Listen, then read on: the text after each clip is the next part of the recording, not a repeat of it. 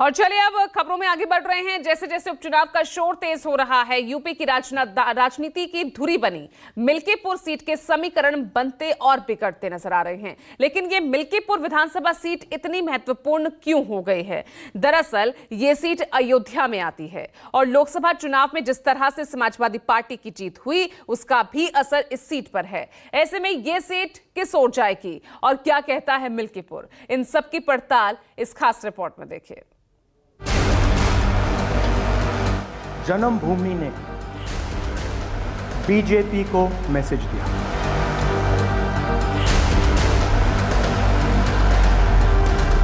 PDA ही NDA को हराएगा, PDA ही Bharatiya Janata party को हराएगा। जो लोग जाति का नंगा खेल खेलते हैं, ये वही लोग हैं जो माफिया और बड़े बड़े अपराधियों, दुर्दांत अपराधियों के सामने पहले गिड़गड़ाते थे। योगी जी जय बार आएंगे, 10,000 वोट कम होगा, जय बार जाएंगे।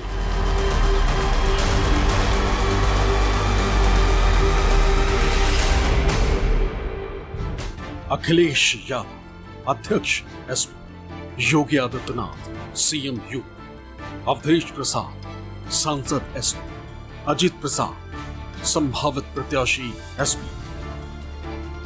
देश का सबसे बड़ा सूबा उत्तर प्रदेश, जहां 10 सीटों पर उपचुनाव होने, इन्हीं सीटों में शामिल है अयोध्या की मिल्कीपुर सीट। मिल्कीपुर कैसे बदलापुर बन गया, कैसे इस सीट की चर्चा सबसे ज्यादा होने लगी, कैसे ये सबसे महत्वपूर्ण सीट बन गई, इसकी पूरी कहानी इस तस्वीर में छिपी हुई। नेता प्रतिपक्ष राहुल गांधी ने ऐसे ही अयोध्या सांसद के रूप में अवधेश प्रसाद का परिचय नहीं करवाया। इसके पीछे पूरी रणनीति थी और आने वाले दिनों की राजनीति छिपी हुई थी, जो अब धीरे धीरे सामने आ रही। वहीं अयोध्या से हार बीजेपी के लिए बड़ा झटका था, जिससे उबरने की तैयारी में पार्टी, क्योंकि वो राम मंदिर के सहारे ही लोकसभा चुनाव में गई थी और 400 पार का नारा लगा रही थी, लेकिन नीचे से ही जमीन खिसक गई, यानी अयोध्या में ही उसका हाल बेहाल हो गया। और वहीं से पीडीए के सबसे बड़े चेहरे के रूप में अवधेश प्रसाद उभरे। पीडीए बड़ी लड़ाई लड़ने जा रहा है। पीडीए सबको लेकर के साथ चलने वाला गठबंधन है। पीडीए की छतरी के अंदर हम सब आप लोग हैं। अखिलेश यादव ही पीडीए के फॉर्मूले को सामने लेकर आए, जिसे कांग्रेस ने स्वीकार किया और 2 लड़कों की जोड़ी ने इसे आगे बढ़ाया। लेकिन यही बीजेपी को नहीं भा रहा। लोकसभा चुनाव में अयोध्या की हार का बदला बीजेपी मिल्कीपुर से लेना चाहती, इसीलिए मुख्यमंत्री योगी आदित्यनाथ ने मिल्कीपुर की कमान खुद संभाली हुई। वो 3 महीने से 4 बार मिल्कीपुर की यात्रा कर चुके। जो लोग जाति का नंगा खेल खेलते हैं, समाज को आपस में लड़ाने का कार्य करते हैं, ये वही लोग हैं जो माफिया और बड़े बड़े अपराधियों, दुर्दांत अपराधियों के सामने पहले गिड़गड़ाते थे, नाक रगड़ते थे, दंगाइयों के सामने नाक रगड़ने का काम करते थे। आज जब प्रदेश विकास की एक नई धारा के साथ आगे बढ़ रहा है, एक नई पहचान के साथ आगे बढ़ रहा है, तो उन्हें विकास अच्छा कैसे लग सकता है? नकारात्मक दिल वाले और दिमाग विनाश कर सकता है, विकास नहीं कर सकता। जिसकी सोच नकारात्मक हो और जिसका दिल और दिमाग नकारात्मक हो, वो विनाश ही कर सकता है, विकास नहीं कर सकता। मिल्कीपुर का दौरा करके सीएम योगी आदित्यनाथ बीजेपी के लिए जमीन तैयार करने की कोशिश कर रहे हैं, जबकि समाजवादी पार्टी ने मिल्कीपुर की कमान अवधेश प्रसाद को दे रखी है, जो मिल्कीपुर में लगातार डेरा डाले हुए। पार्टी ने मिल्कीपुर से अवधेश प्रसाद के बेटे अजित प्रसाद को प्रत्याशी बनाने का फैसला किया है। सिर्फ औपचारिक ऐलान होना बाकी है।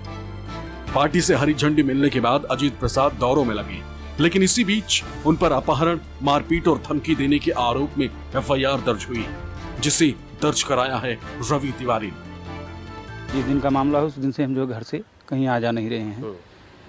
जान का खतरा जो है बराबर बना हुआ है, किसी भी वक्त कोई घटना दुर्घटना हो जाए, इसीलिए हम जो है कहीं निकल नहीं रहे हैं। ये हमारे पास कोई नहीं आया है जी। फ़ोन पे भी कोई बात नहीं है, वो कहीं बाहर कोई कुछ भी कहे उसके लिए तो वो जिम्मेदार है। मुझसे जब कोई बात होगी तो मैं तुरंत जो है सबके सामने वो बात रखूँगा कि हाँ किसी ने जो है बात की है या नहीं की है जी। तो उस दिन क्या घटनाक्रम घटित करने की कोशिश हो रही थी? अब उस दिन मारने पीटने घटनाक्रम जो है, जब राजू यादव जो है अजीत प्रसाद के चले जाने के बाद राजू यादव जो है फिर बोलने लगे गाड़ी में बैठा हो, इसको लेकर चलो जो है कमरे में मारा जाए, भी उल्टा टांग दिया जाएगा तो भी पैसा मांगा के दे देगा। तब मैं डर गया।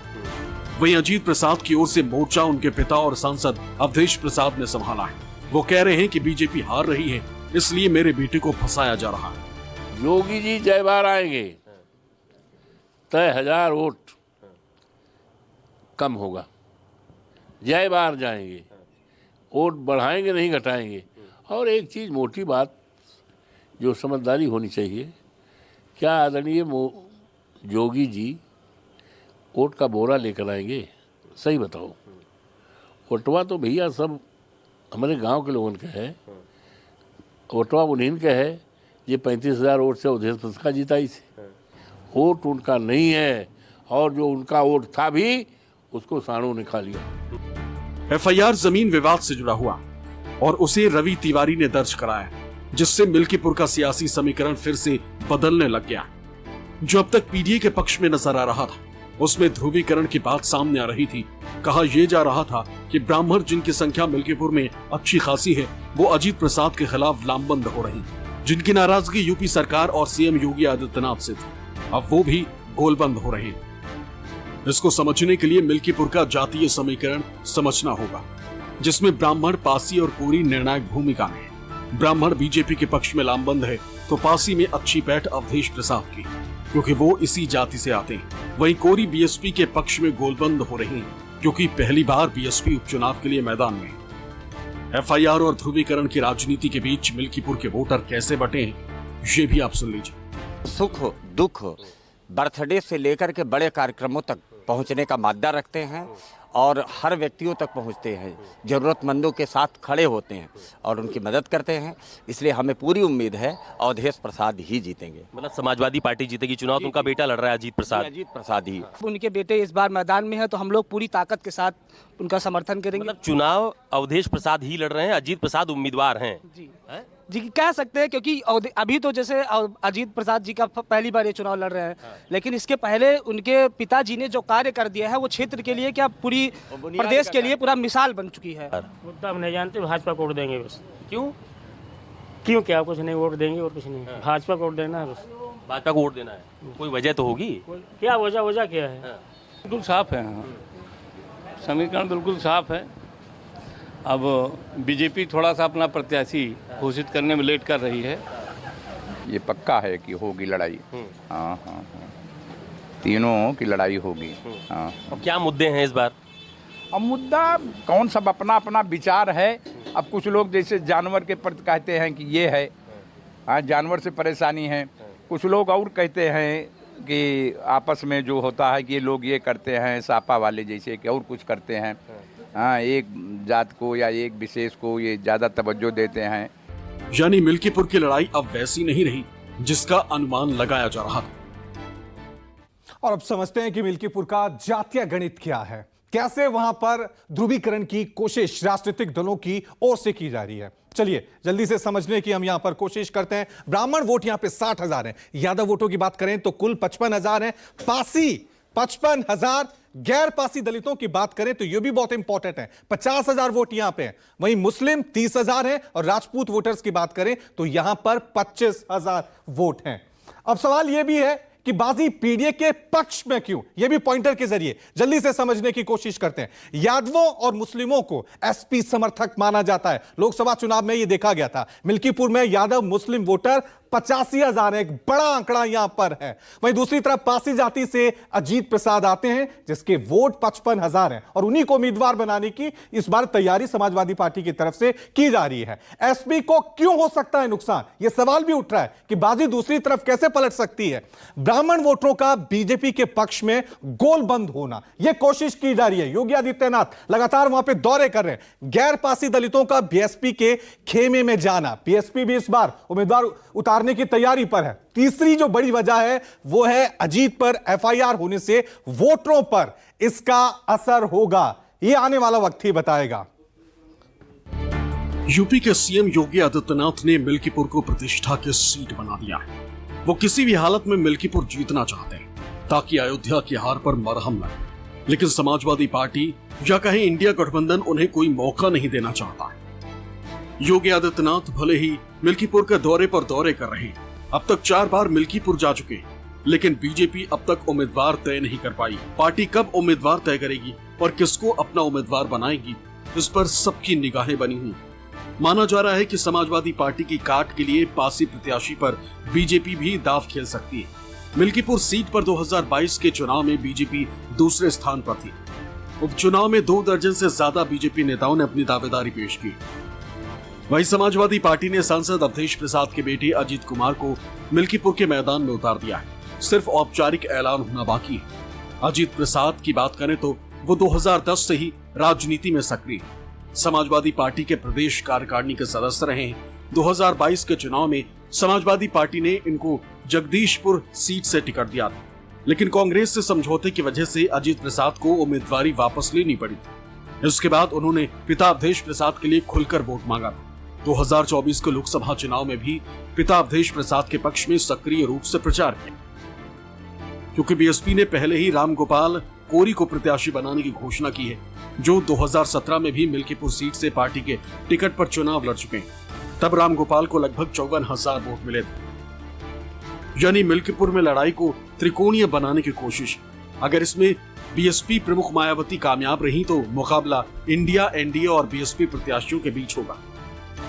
यही समाजवादी पार्टी की वास्तविक पहचान है, क्योंकि ये लोग जब से सत्ता में आए थे लगातार यही काम करते थे। व्यापारियों को लूटते थे, बेटियों की इज्जत के साथ खिलवाड़ करते थे, गरीबों की जमीनों पर कब्जा करते थे, दबंगई के बल पर गरीबों की जमीनों को कब्जा करते थे। पीडीए ही एनडीए को हराएगा, पीडीए ही भारतीय जनता पार्टी को हराएगा। जनता 10 की 10 सीटें हराएगी बीजेपी को। न केवल विधानसभा हारेंगे बल्कि कुर्सी भी छिन जाएगी। तो 1967 में विधानसभा बनी। पहले चुनाव में कांग्रेस के रामलाल मिश्रा जीते। इसके बाद 2 बार कांग्रेस जीत पाई, जबकि इस सीट से सबसे ज्यादा बार मित्रसेन यादव जीते, जिन्होंने 4 बार कम्युनिस्ट पार्टी प्रत्याशी के रूप में जीत दर्ज की, जबकि 1 बार समाजवादी पार्टी के टिकट पर चुनाव जीते। मित्रसेन यादव के बेटे आनंद सेन 2 बार मिल्कीपुर से विधायक बने, 1 बार समाजवादी पार्टी के टिकट पर, जबकि दूसरी बार बीएसपी प्रत्याशी के रूप में। अगर समाजवादी पार्टी और बीजेपी की बात करें तो 1990 के बाद मिल्कीपुर सीट से समाजवादी पार्टी 6 बार जीती, जिनमें 1998 और 2004 का उपचुनाव भी शामिल है, जबकि बीजेपी तो इस सीट से अब तक 2 बार ही जीत पाई। पहली बार 1991 में और दूसरी बार 2017। 1991 में बीजेपी के मथुरा प्रसाद तिवारी उर्फ मदारी जीते थे, जबकि 2017 में बीजेपी के गोरखनाथ ने अवधेश प्रसाद को हराया था। 2022 में हुए विधानसभा चुनाव में अवधेश प्रसाद ने 2017 की हार का बदला लिया। उन्होंने बीजेपी के गोरखनाथ को हराया था। चुनाव में अवधेश प्रसाद को 1,03,905 वोट मिले थे, जबकि बीजेपी के गोरखनाथ को 90,567 वोटों से संतोष करना पड़ा था। बीएसपी उम्मीदवार मीरा देवी को 14,427 वोट मिले थे, यानी बीएसपी 2022 के चुनाव में लड़ाई में नहीं थी। वही उपचुनाव के नतीजों को देखें तो मिल्कीपुर में समाजवादी पार्टी का पलड़ा भारी दिखता है। अब तक के दोनों उपचुनाव पार्टी जीती है। बीजेपी समाजवादी पार्टी के ट्रैक रिकॉर्ड को बदल पाएगी, ये बड़ा सवाल है। हाल में हुए लोकसभा चुनाव में मिल्कीपुर विधानसभा सीट से समाजवादी पार्टी को बढ़त मिली। अवधेश प्रसाद को मिल्कीपुर विधानसभा सीट से 95,612 वोट मिले थे, जबकि बीजेपी उम्मीदवार लल्लू सिंह को 87,879 वोट मिले थे। यानी लोकसभा चुनाव में समाजवादी पार्टी को 7,733 वोटों की बढ़त मिल्कीपुर से मिली थी। मिल्कीपुर का रण आसान नहीं होगा। समीकरण भले समाजवादी पार्टी के पक्ष में है, लेकिन वोटर्स के ध्रुवीकरण को लेकर चाल चली जा रही है। ऐसे में समाजवादी पार्टी की ओर से किस तरह की काट की जाती है, ये देखना दिलचस्प होगा। कुछ लोग समाजवादी पार्टी की जीत का दावा कर रहे हैं, कुछ लोग बीजेपी के जीतने का दम भर रहे हैं। हालांकि उम्मीदवारी यहां पर एक बहुत बड़ा सवाल भी है। तमाम सारे लोग ये कह रहे हैं कि अगर उम्मीदवार बदला गया तो समीकरण ऊपर नीचे हो सकते हैं, लेकिन अगर मजबूत उम्मीदवार के तौर पर किसी को उतारा जाता है तो ये सीट बीजेपी हासिल कर सकती है। लिहाजा मिल्कीपुर सीट पर हार और जीत को लेकर जोर आजमाइश लगातार जारी है। कैमरा पर्सन मिंटू सिंह के साथ अशोक तिवारी, अयोध्या, न्यूज़ 24।